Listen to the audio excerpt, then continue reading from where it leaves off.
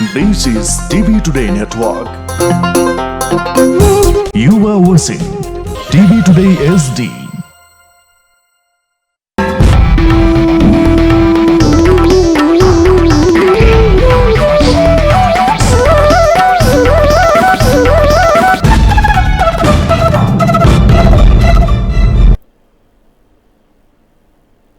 नमस्कार, यो हो TV today network. TV today समाचारमा स्वागत छ।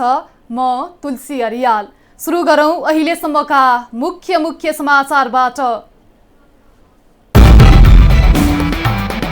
देशभर 380 नयाँ कोरोना संक्रमित थपिए। उपत्यकामा बढेको संक्रमणप्रति जनप्रतिनिधिको चासो। नाकामा कडाई गर्न उपत्यका नगरपालिका फोरमको माग। शीर्ष नेताको गतिविधि विरुद्ध नेकपाका 61 सांसद एकजुट। एकता जोगाउन जस्तो सुकै कदम चाल्न तयार रहेको भनाई। कुनै पक्षीय विपक्षमा नलाग्ने प्रतिबद्धता। विद्युत प्राधिकरणबाट स्मार्ट मिटर जडान सुरु। पहिलो चरणमा 1 लाख मिटर जडान। विद्युत जुहावट कम हुने प्राधिकरणको विश्वास।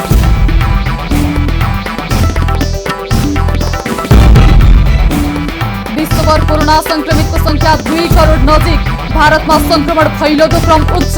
एकै दिन 64,000 भन्दा बढी संक्रमित थपिए।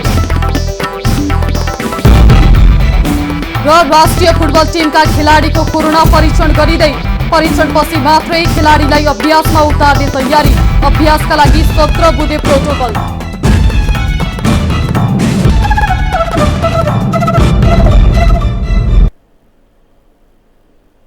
अब समाचार विस्तारमा। देशभर पछिल्लो 24 घण्टामा 380 जना नयाँ कोरोना संक्रमित फेला परेका छन्। स्वास्थ्य तथा जनसंख्या मन्त्रालयका प्रवक्ता डाक्टर जागेश्वर गौतमका अनुसार 24 घण्टामा गरिएको 8515 पीसीआर परीक्षणमा 380 जनामा कोरोना संक्रमण पुष्टि भएको हो, जसमध्ये काठमाडौँ उपत्यकामा मात्रै 92 जना संक्रमित रहेका छन्। यस्तै 24 घण्टामा 40 जना डिस्चार्ज भएका छन्। स्वास्थ्य मन्त्रालयका अनुसार हालसम्म 16,353 जना संक्रमित निको भएर घर फर्किएका छन्। नेपालमा आइतबारसम्म कोरोना संक्रमितको संख्या 22,972 पुगेको प्रवक्ता गौतमले बताउनुभयो।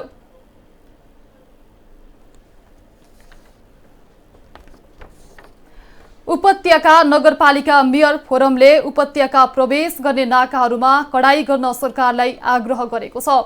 काठमाडौँ उपत्यकाका नगरपालिकाका मेयरहरू संलग्न रहेको फोरमले कोभिड-19 क्राइसिस म्यानेजमेन्ट सेन्टर सीसीएमसीका संयोजक समेत रहनुभएका उप प्रधानमन्त्री तथा रक्षा मन्त्री ईश्वर पोखरेललाई भेटेर फोरमले नाकामा कडाई गर्न, अनाधिकृत रूपमा प्रवेश गर्ने र गराउनेलाई कारबाही गर्न आग्रह गरेको हो। फोरमका अध्यक्ष समेत रहनुभएका काठमाडौँ महानगरपालिकाका मेयर विद्यासुन्दर साक्यले लकडाउन खुकुलो भएपछि संक्रमितको संख्या बढिरहेको उल्लेख गर्दै विगतमा जस्तै नाकाहरूमा कडाई गर्नुपर्ने बताउनुभयो। मान्छे आए कि भन्ने किसिमको शंका छ। त्यसकारण उपत्यकालाई जसरी पहिला टाइट गरेको थियो, अहिले उपत्यकाका नाकाहरूलाई त्यही अनुसारको टाइट गर्नुपर्छ भन्ने किसिमको सम्पूर्ण उपत्यकावासीहरूको जुन भोइस हो, त्यो भोइसलाई नै हामीले सम्माननीय उपप्रधानमन्त्रीलाई राख्न आएका हौँ। जुन उपत्यकावासीलाई त्यहाँ उठाइदिनु पर्यो भनेको कुरालाई सीसीएमसीको बैठकमा त्यो एजेन्डा बन्नुपर्छ भनेर भनेका त्यो कुरा हामी उठाइरहेका छौँ। मध्यपुर थिमी नगरपालिकाका मेयर मदन सुन्दर श्रेष्ठले तेस्रो मुलुकबाट आउनेहरूका लागि संघीय सरकारले एकीकृत रूपमा क्वारेन्टिन व्यवस्थापन गर्नुपर्ने बताउनुभयो।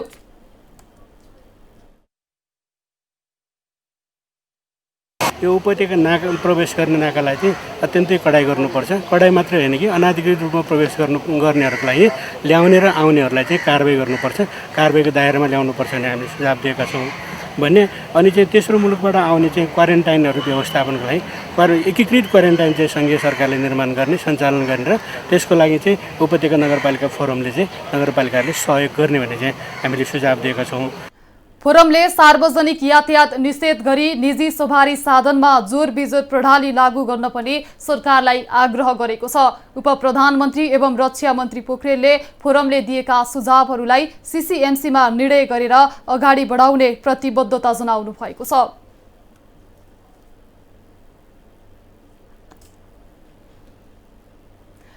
सत्तारूढ नेपाल कम्युनिस्ट पार्टी नेकपाका 61 जना सांसदले शीर्ष नेताको पार्टी विभाजनका विभाजनका कुनै पनि गतिविधिमा संलग्न नहुने भन्दै हस्ताक्षर सङ्कलन गरेका छन्। सांसदहरूले आइतबार सिंहदरबारमा पत्रकार सम्मेलन गर्दै झगडाबाट पार्टी र देशलाई बचाउन एकजुट भएको घोषणा गरेका हुन्।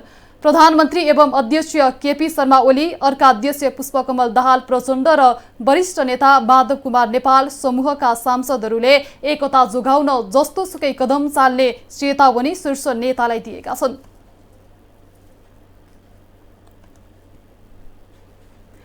नेपाली कांग्रेसले भारतीय विदेश मन्त्री एस जयशंकरले शान्तिका अग्रदूत गौतम बुद्धको जन्म भारतमा भएको हो भन्ने अभिव्यक्तिको गम्भीर ध्यानआकर्षण भएको जनाएको छ।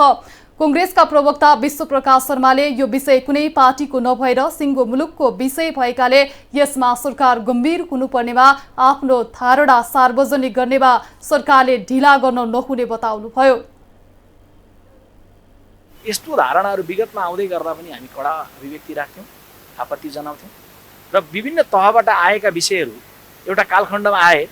तर भारतकै प्रधानमन्त्री नरेन्द्र मोदीले नेपालको संसदमा उभिएर बोल्दै गर्दा नै नेपाल गौतम बुद्धको जमिन हो, बुद्ध भूमि हो भनेर बोलिसके पछाडि भारतको पक्षबाट कसैले पनि राख्दै गरेका विषयहरू, दाबीहरू खारेज भइसकेको अवस्था थियो।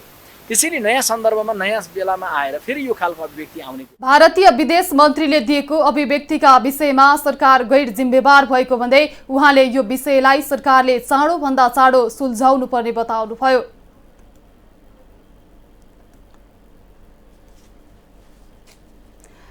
नेपाल विद्युत प्राधिकरणले आइतबारदेखि स्मार्ट मिटर जडान कार्य सुरु गरेको छ।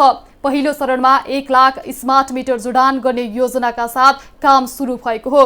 सिंगल फेजका मिटरहरूलाई स्मार्ट मिटर बनाउने काम सुरु भएको र पहिलो चरणमा 1 लाख मिटर जडान हुने प्राधिकरणका कार्यकारी निर्देशक कुलमान खिसिङले बताउनुभयो। ऊर्जा, जलस्रोत तथा सिंचाई मन्त्री वर्षमान पुनले स्मार्ट मिटर जडान सुरु गरेको प्राधिकरणले सरकारी संस्थाहरूमा उत्कृष्ट काम गर्दै आएको बताउनुभयो। हामीले धेरै स्मार्ट बनाइसकेका छौँ, तर सिंगल फेजका हर घरको सिंगल फेजलाई पनि हामीले स्मार्ट बनाउने काम आजबाट सुरु भएको छ। अब 1 लाख मिटर केही समयपछि नै हामी जडान हुने चरणमा छ र अर्को 4 लाख मिटर 4-5 लाख मिटर भए यो काठमाडौँ उपत्यका, ललितपुर, भक्तपुरको सबै हर घरमा चाहिँ स्मार्ट बनाउन सकिनेछ। त्यो कार्यक्रम अगाडि बढिसकेको छ। सेकेन्ड फेजको कार्यक्रम पनि हामी बिडिङ प्रोसेसमा गइ नै सकेको छ र देशैभरिको लागि पनि प्रोसेस अगाडि बढेको छ। प्राधिकरणका कार्यकारी निर्देशक घिसिङले उपत्यकाका 3वटै जिल्लामा कम्तीमा 5 लाख स्मार्ट मिटर आवश्यक पर्ने उल्लेख गर्दै पहिलो चरणमा 1 लाख र दोस्रो चरणमा उपत्यका लगायत देशभरि नै स्मार्ट मिटर जडानको काम सुरु गरिने बताउनुभयो। त्यो संस्थानहरूमा हामी 1 नम्बरको संस्थान हुन्छ भनेका थियौँ।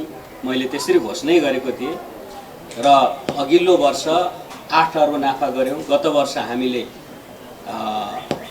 दोस्रो अघिल्लो वर्ष चाहिँ हामीले 10 अर्ब नाफा गऱ्यौँ र गएको आर्थिक वर्ष हामी 11 अर्ब मुनाफा आर्जन गरेका छौँ विद्युत प्राधिकरणमा। र नेपालको इतिहासमा विद्युत प्राधिकरण इतिहासमा पहिलो पटक हामीले विद्युत महसुल घटाएका छौँ। यसपटक विद्युत नियमन आयोग मार्फत हामीले जो सिफारिस गर्यौँ नियमन आयोगले घटाएको छ र पहिलो पटक जहिले पनि विद्युतको चाहिँ महसुल बढ्ने, आन्दोलन हुने, गुनासो हुने हुन्थ्यो, यसपटक हामीले घटाएका छौँ र यो सफलता सरकारले हासिल गरेको छ, मन्त्रालयले हासिल गरेको छ, प्राधिकरणले हासिल गरेको छ। र स्मार्ट मिटर जडान भएपछि बिहान, दिउँसो र बेलुकीको समयमा फरक महसुल निर्धारण गर्न सकिने घर घरमा मिटर रिडरहरू जानुपर्ने बाध्यताको अन्त्य हुनेछ।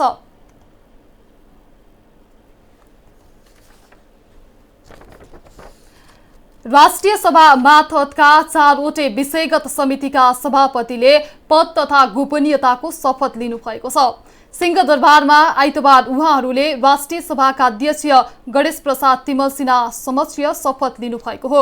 शपथ ग्रहणपछि प्रत्यायोजित व्यवस्थापन तथा सरकारी आश्वासन समिति सभापति रामनारायण बिडारीले कोरोना सङ्कट रहेकै बेला संसद पनि बन्द रहेको अवस्थामा समितिको काम कारबाही प्रभावकारी बनाउनु चुनौती रहेको बताउनुभयो। गर्ने मुख्य थलो भएको हुनाले यसलाई प्रभावकारी बनाउनको निम्ति संसद नचलेको भए तापनि संसदका काम कारबाहीहरूलाई अगाडि बढाउनको निम्ति सरकारलाई संसदप्रति उत्तरदायी जवाफदेही बनाउनको निम्ति देशमा भएका संवैधानिक अङ्ग र विभिन्न कानुन बमोजिम स्थापित भएका संस्थाहरूलाई सदनप्रति जवाफदेही बनाउनको निम्ति राष्ट्रिय सरोकार समन्वय समिति सभापति दिलकुमारी थापा रावलले विगत 2 वर्षको अनुभवका आधारमा सरकारलाई जवाबदेही बनाउने हिसाबले प्रभावकारी रूपमा अगाडि बढ्ने बताउनुभयो।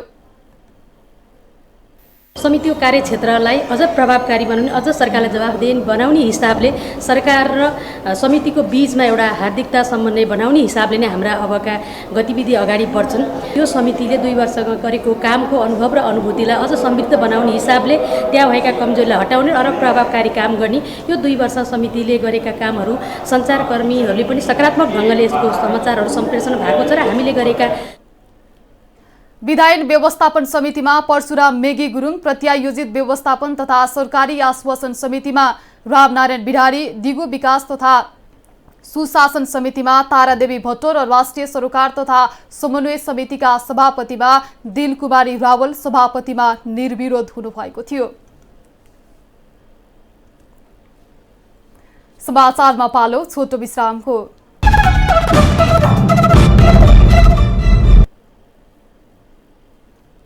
अब बाँकी समाचार। नेपाली कांग्रेसका सहमहामन्त्री प्रकाश शरण महतले क्रियाशील सदस्यहरूको संख्या नतोकिदासम्म महाधिवेशन सम्बन्धी आचार संहिता नलाग्ने बताउनु भएको छ। पार्टी सभापति शेरबहादुर देउवाले केही विभागमा नेतृत्व गठन गरेपछि पार्टीभित्र आचार संहिताको विषयमा चर्चा भइरहेका बेला उहाँको यस्तो भनाइ आएको हो।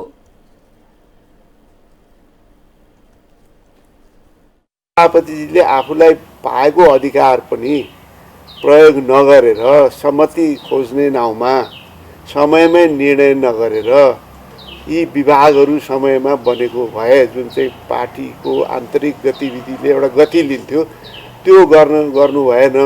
त्यसमा बरु उहाँलाई हामी दोष दिन सक्छौँ, तर उहाँ निरङ्कुश हुनुभयो भन्ने चाहिँ दोष दिन सक्छौँ। र उहाँहरू सबैले चाहिँ नाउँ दिँदाखेरि चुनाव प्रभाव पर्ने नै कुरो भएन। सबैको मान्छेहरू भएपछि के चाहिँ चुनावलाई प्रभाव पर्ने केही पनि कुरो छैन। वरिष्ठ नेता रामचन्द्र पौडेल पक्षले निर्वाचनको प्रक्रिया सुरु भइसकेकाले आचार संहिता लागू हुने, तर सभापति देउवाले विभागको नेतृत्व गठन गरेर आचार संहिता विपरीत काम गरेको आरोप लगाएको छ।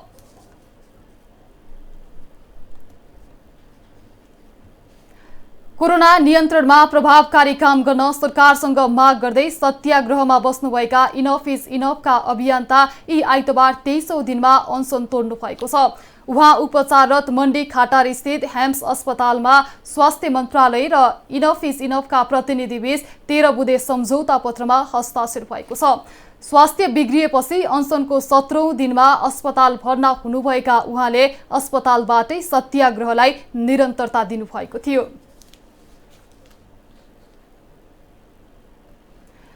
काठमाडौँ गुङ्गबुको गणेशस्थान नजिकै एक पुरुषको शव भेटिएको छ। गुङ्गबु चोकबाट गणेशस्थान जाने बाटोमा टाउको बिनाको शव भेटिएको हो।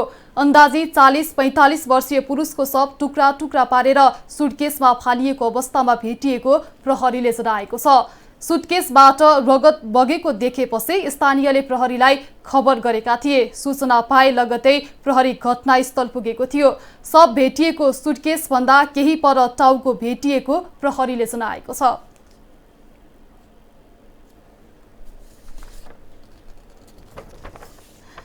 भारतले कोरोना संक्रमण नियन्त्रणका लागि नेपाली सेनालाई 10 तान भेन्टिलेटर प्रदान गरेको छ। नेपालका लागि भारतीय राजदूत विनय मोहन क्वात्राले आइतबार एक कार्यक्रमका बीच प्रधान सेनापति पूर्णचन्द्र थापालाई भेन्टिलेटर हस्तान्तरण गर्नुभएको हो। भारतले प्रदान गरेको भेन्टिलेटर 2 करोड 80 लाख भारतीय रुपैयाँ बराबरको रहेको नेपाली सेनाले जनाएको छ।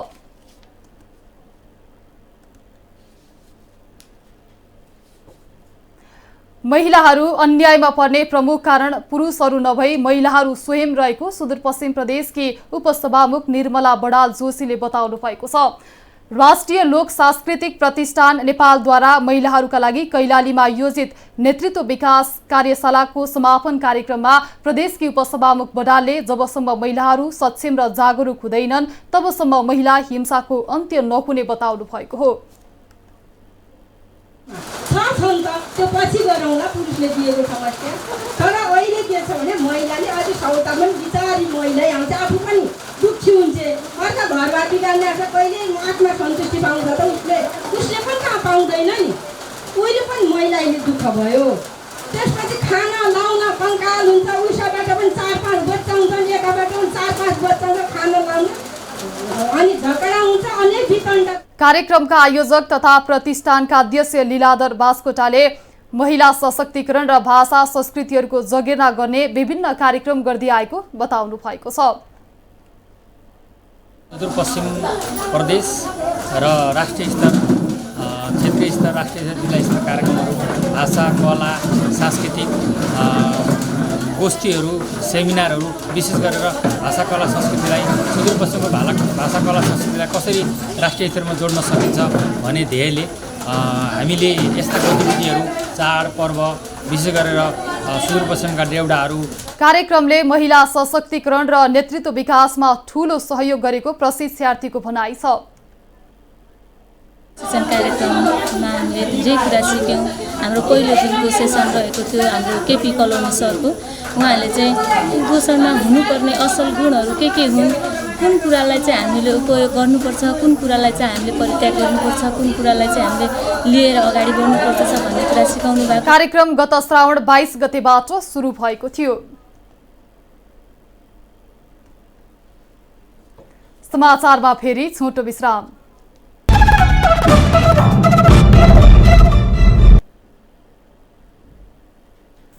अब आर्थिक समाचार।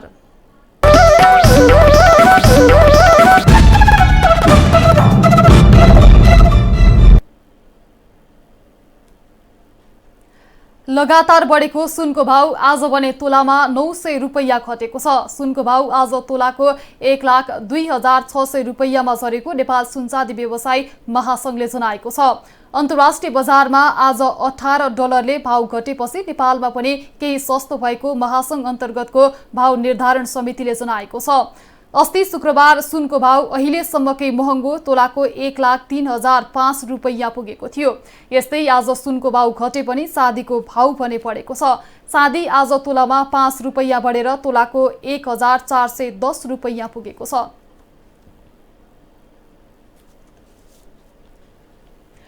कृषि ज्ञान केन्द्र ललितपुरले काठमाडौँ उपत्यकाभित्र रहेका कृषक तथा कृषिमा आबद्ध सरोकारवालाहरूका लागि कृषिको मूल्य श्रृङ्खला विकासमा सहजीकरण गर्दै आइरहेको जनाएको छ।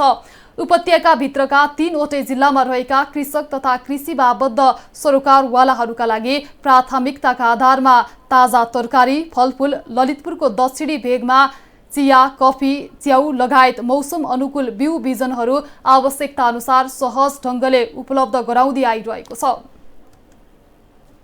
भने कृषिको मूल्य श्रृङ्खला विकास भन्छौँ र अहिले हामीले प्रदान गर्ने सेवा चाहिँ जस्तो काठमाडौँ उपत्यकाको हकमा हामीले ताजा तरकारी फलफूल ललितपुरको दक्षिणी भेगमा चिया कफी मौरी र च्याउ यी चाहिँ हाम्रा प्राथमिकता प्राप्त चाहिँ बालीहरू हुन् र यी बालीहरूको मूल्य श्रृङ्खलामा आवश्यक पर्ने सहजीकरण कामहरू जस्तो बिउ बिजनको आपूर्ति मलको आपूर्ति त्यस्तै गरेर नयाँ प्रविधिहरू चाहिँ कृषकहरूलाई हस्तान्तरण गर्ने र उत्पादन भएको कृषि उपजहरूलाई सकेसम्म इफिसियन्ट ढङ्गले बजारसम्म पुर्याउनको निमित्त गरिने विभिन्न स्टेजहरूमा केन्द्रले बिउ बिजन तथा मलको आपूर्ति र नयाँ प्रविधिहरू कृषकहरूलाई हस्तान्तरण गर्ने गरेको छ। कोभिड-19ले कृषिमा पारेको प्रभावबारे अध्ययन गर्न नीतिगत तहमा पारेको प्रभाव बारेमा पनि कृषि ज्ञान केन्द्रले अध्ययन गरिरहेको छ। अब अन्तर्राष्ट्रिय समाचार।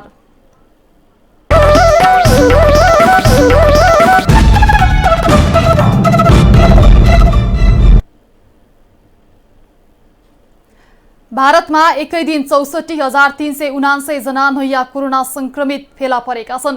भारतको स्वास्थ्य मन्त्रालयले दिएको जानकारी अनुसार पछिल्लो 24 घण्टामा 64,000 भन्दा बढी संक्रमित फेला परेका हुन्। भारतमा अहिलेसम्म कोरोना भाइरसका संक्रमितको संख्या 21,53,011 पुगेको छ। यस्तै कोरोना भाइरसबाट मृत्यु पुगेको संख्या पनि 43,379 पुगेको छ। पछिल्लो 24 घण्टामा मात्र भारतमा कोरोना भाइरसको कारण 861 जनाको मृत्यु भएको भारतीय सञ्चार माध्यमहरूले उल्लेख गरेका छन्। कोरोना संक्रमित संख्याको आधारमा भारत विश्वको तेस्रो सबैभन्दा प्रभावित मुलुक हो। यसैबीच विश्वभर 1,98,03,000 भन्दा बढी मानिसमा कोरोना संक्रमण पुष्टि भएको छ।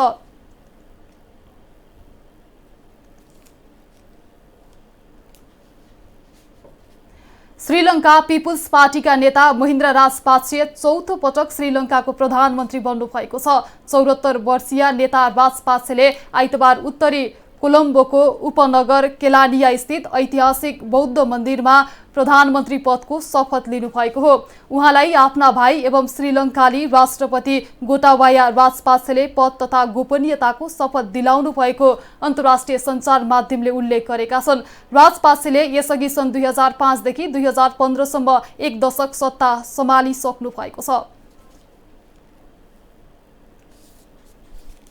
अब खेल समाचार।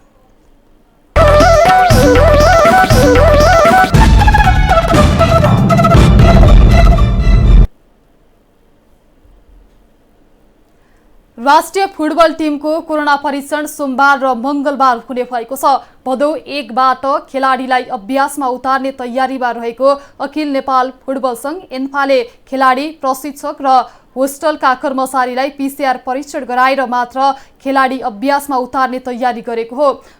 परीक्षणका लागि 2 दिन लाग्ने एन्फाले जनाएको छ। खेलाडी अभ्यासमा उतार्नका लागि एन्फाले 17 बुँदे प्रोटोकल समेत तयार गरिसकेको छ। विश्वकप छनौट अन्तर्गतका खेलका लागि एन्फाले सरकारको निर्णय अनुसार भदौ 1 गतेबाट अभ्यास सुरु गर्ने निर्णय गरेको थियो, जसका लागि खेलाडीलाई काठमाडौँ बोलाइसकेको छ। समाचार सकियो। समाचारबाट बिदा लिनु पूर्व मुख्य समाचार फेरि एकपटक। देशभर 380 नयाँ कोरोना संक्रमित थपिए। उपत्यकामा बढेको संक्रमणप्रति जनप्रतिनिधिको चासो। नाकामा कडाई गर्न उपत्यका नगरपालिका फोरमको माग। शीर्ष नेताको गतिविधि विरुद्ध नेकपाका 61 सांसद एकजुट। एकता जोगाउन जस्तो सुकै कदम चाल्न तयार रहेको भनाई। कुनै पक्ष विपक्षमा नलाग्ने प्रतिबद्धता। विद्युत प्राधिकरणबाट स्मार्ट मिटर जोडान सुरु। पहिलो चरणमा 1 लाख मिटर जोडान। विद्युत चुहावट कम हुने प्राधिकरणको विश्वास।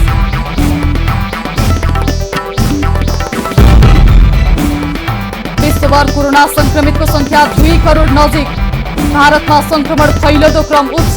एकै दिन 64,000 भन्दा बढी संक्रमित थपिए। र राष्ट्रिय फुटबल टिमका खेलाडीको कोरोना परीक्षण गरिँदै परीक्षणपछि मात्रै खेलाडीलाई अभ्यासमा उतार्ने तयारी। अभ्यासका लागि 17 बुँदे प्रोटोकल। हामीलाई TV today Nepal apps download गरी विश्वभर प्रत्यक्ष हेर्न सक्नुहुनेछ। साथै www.tvtodaynepal.com मा गई हेर्न र पढ्न सक्नुहुनेछ भने फेसबुक, युट्युब र ट्विटरमा समेत फलो गर्न सक्नुहुनेछ। विकास, निर्माण र जनसरोकारका विषयमा हाम्रो आवाज जारी छ। अहिलेलाई सम्पूर्ण समाचार युनिटका साथ म तुलसी अरियाल पनि बिदा चाहन्छु। टिभी टुडे एचडी हेर्दै गर्नुहोला। नमस्कार।